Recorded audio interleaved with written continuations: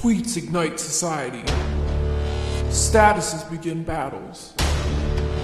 Everyone has an opinion. No one wants to surrender. We bring the cold hard facts. We are calling for a ceasefire. Here's the statement by the President Biden on the attack on the right to vote in Georgia. This is on the official whitehouse.gov website. And we're going to look at what is said here and compare it to the actual law. So, it says, more Americans voted in the 2020 elections than any election in our nation's history. In Georgia, we saw this most historic demonstration of the power of the vote twice, in November and then again in the runoff elections for the U.S. Senate seats in January. Recount after recount and court case after court case upheld the integrity and outcome of the clearly free, fair, and secure democratic process. Yet, instead of celebrating the rights of all Georgians to vote on winning campaigns on the merits of their ideas, Republicans in the state instead rushed through an un-American law to deny people the right to vote. This law, like so many others being pursued by Republicans in state houses across the country, is a blatant attack on the Constitution and good conscience. Among the outrageous parts of this new state law, it ends voting hours early, so working people can't cast their vote after their shift is over. It adds rigid restrictions on casting absentee ballots that will effectively deny the right to vote to countless voters. And it makes it a crime to provide water to voters while they wait in line. Lines Republican officials themselves have created by reducing the number of polling sites across the state, disproportionately in black neighborhoods.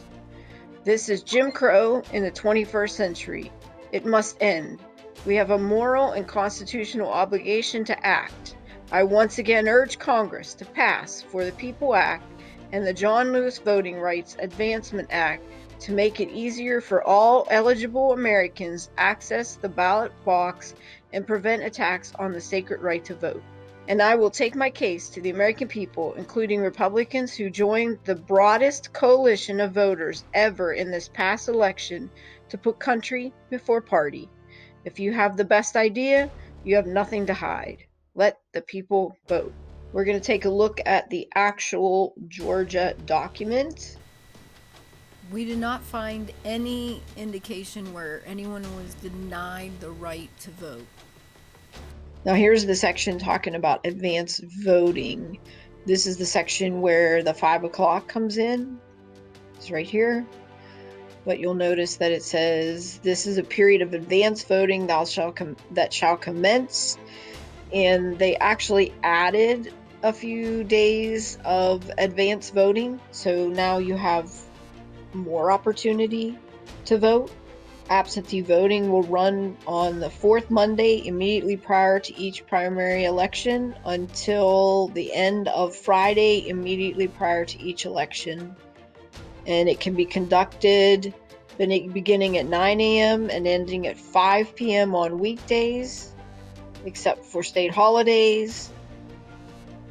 And it will be conducted on the third Saturday. Now, it used to be the second, so they added a Saturday. Third Saturday during the hours of 9 to 5. And they can add it the second Sunday and third Sunday. It can be determined by the registrar or absentee ballot clerk, but it can't be any longer than 7 a.m. to 7 p.m. And this talks about if it's a holiday, what they would do. The rest of this talks about notification to the public on when the advanced voting periods are and how that's to happen to make sure that everybody knows about them. This talks about the furnishing of applications to colleges and universities, persons entitled to make the application for an absentee ballot. If the elector desires to vote, an absentee elector may make an application, apply by mail, by fax, by electronic transmission, or in person at the registrar's or absentee ballot clerk's office. Here it gives the ability for someone related to a physically disabled elector to make application for the absentee ballot. They have to prove a relationship, be made by such elector's mother, father, grandparent, aunt, uncle, sister, brother, spouse, son, daughter, niece, nephew, grandchild, son-in-law, daughter-in-law, mother-in-law, father-in-law, brother-in-law, or sister-in-law over the age of 18. Here it says, any person applying for an absentee by mail ballot shall make application in writing on the form made available by the Secretary of State in order to confirm the identity of the voter. Such form shall require the elector to provide his or her name, date of birth, address at registration, address where the elector wishes the ballot to be mailed, and the number of his or her Georgia's driver's license or identification card issued pursuant to Article 5 and Chapter 5 of Title 40. But it has to be a relative that makes the request if it's not the elector himself, or a person signing as assisting an illiterate or physically disabled elector. Regarding this voter ID requirement, if you go to the Georgia voter ID site, they talk about what's accepted as an ID. It could be a valid state or federal government issued photo ID, which includes a free ID card issued by your county registrar's office or the Georgia Department of Driver Services. So that pretty much guarantees that anybody could get an ID. They just have to find a way to get to the county registrar's office. A Georgia's driver's license, a valid employee photo ID from any branch, department, agency, or entity of the U.S. government, a valid U.S. passport ID, a military photo ID, or a tribal photo ID. And it talks about, what if I don't have one of these? The state of Georgia offers a free ID card. An ID card can be issued at any county registrar's office free of charge. It's also available at their driver services offices. What does someone have to have in order to get it at the driver service office? You have to be able to determine who you are. So you need a birth certificate or a passport, a social security card, a residential address on 2 documents, and any proof of name change. So if we go over here to the application to receive benefits, here's the application for that. In order to get that, you have to provide a proof of ID for applications if applying for food stamps or TANFE. You have to provide an identification card, a driver's license, proof of U.S. citizenship, which can be done with a social security number or an immigration status, proof of income, and proof of expenses. So in order to get aid from the Georgia state government, you have to provide the same information that you have to provide to get your free voter ID card, which is available at every county registrar's office and every Georgia state driver service office. And here they're providing provisions to allow additional registration offices or places of registrations for the purpose of receiving absentee ballots to be opened. So basically, you could go to a registrar's office to get an absentee ballot. If you don't have a voter ID card and you bring the appropriate information, you could get your voter ID card and get your absentee ballot at the same location. It provides a way for those who happen to be in jail at the time that are allowed to vote, an ability to get a ballot. It talks about relatives signing an oath stating that the facts are true. Now, this is a section where the water comes into effect.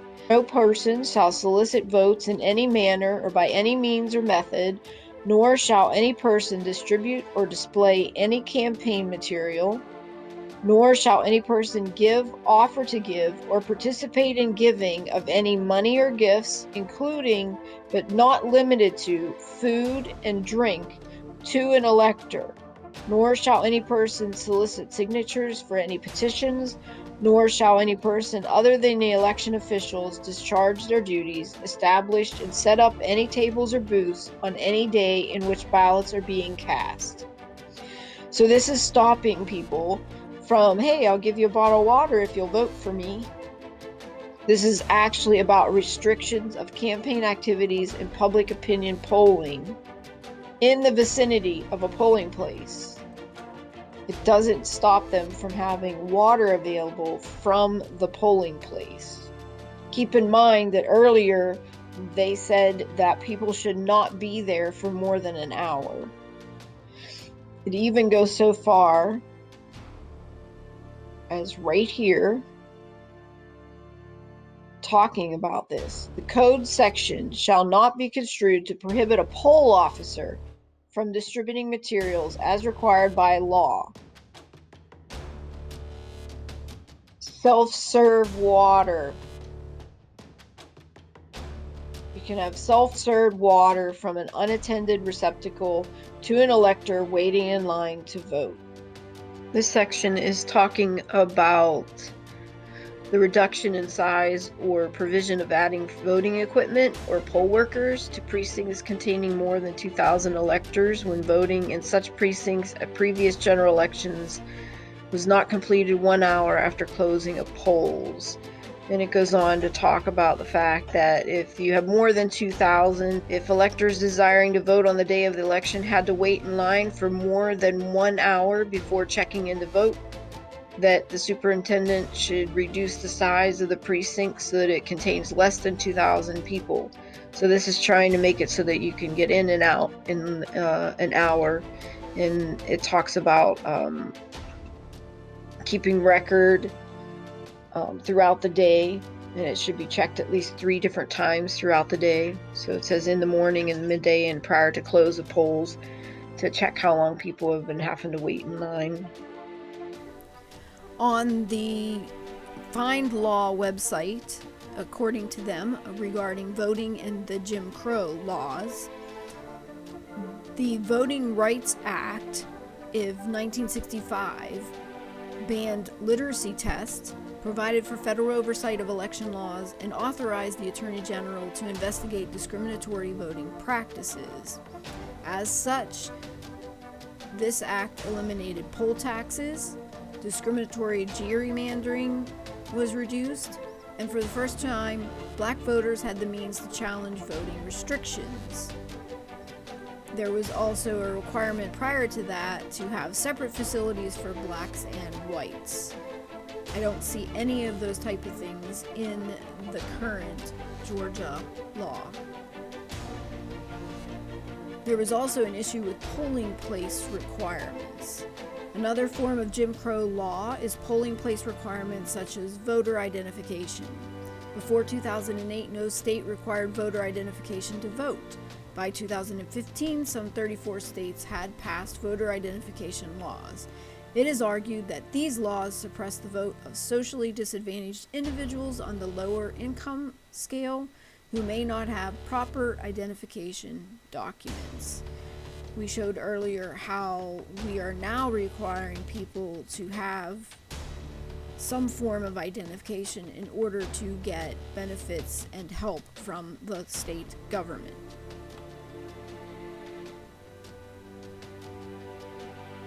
Here's where they're talking about the drop boxes. So they're saying that each Board of Register absentee ballot clerk shall establish at least one drop box as a means for absentee by mail electors to deliver their ballots to the Board of Registrations or the absentee ballot clerk. And it basically says that they should have at least one drop box per 100,000 active registered voters.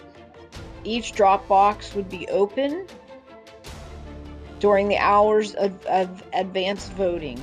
So in other words, if someone wants to be able to go and vote in person and they're able to for advanced voting times, then the mail-in people would also have the same availability of the drop boxes.